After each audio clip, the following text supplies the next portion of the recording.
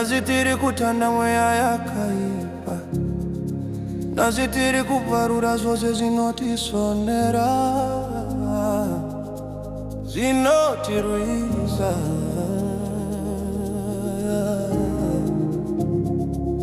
Mudzimu nemashavi asisisina nzvimbo muno. Tanda mwana tanda, ndakaziona zvichinditevera usiku, mimvuri inondimanikidza kufamba ndisina zororo. Ndakamuka nichidikitira moyo uchirowa, ndichinzwa sekuti chinhu chakabatirira mweya. Ndakatiza kumapako eusiku, asi zvakinditevera. Tandai mudzimu nemashavi, mudzimu nemashavi.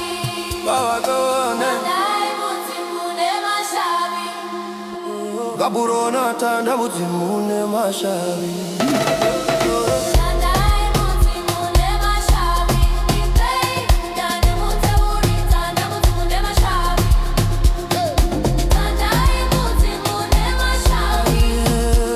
Gaburona tanda mudzimu nemashavi. Zvibaraza zvemweya zvakandiputira, zvakandibata zvishoma nezvisoma, zvichiita kuti ndiparare. Asi ndakamira pasi pemuti wejedza ndikati, nhasi hapana chinozondimanyisa kubva kuna Mwari. Ndakanzwa mhepo ichidzoka kumusana wangu, ndakanzwa masaisai zvimwe zvakaipa zvichibva. Tanda mwana kwazvinoita, mweya wakapera simba, wakamanya nerima.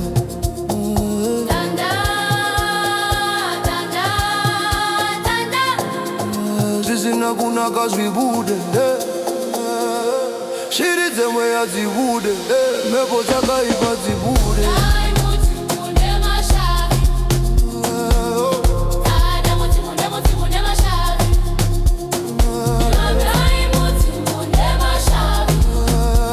Gaburona tanda mudzimu nemashavi.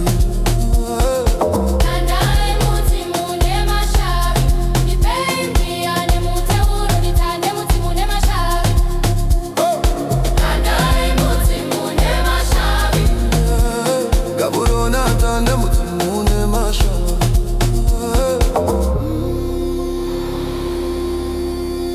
Wabuda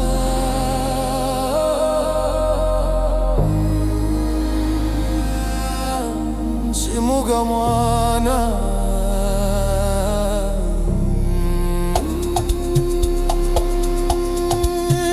Maradona,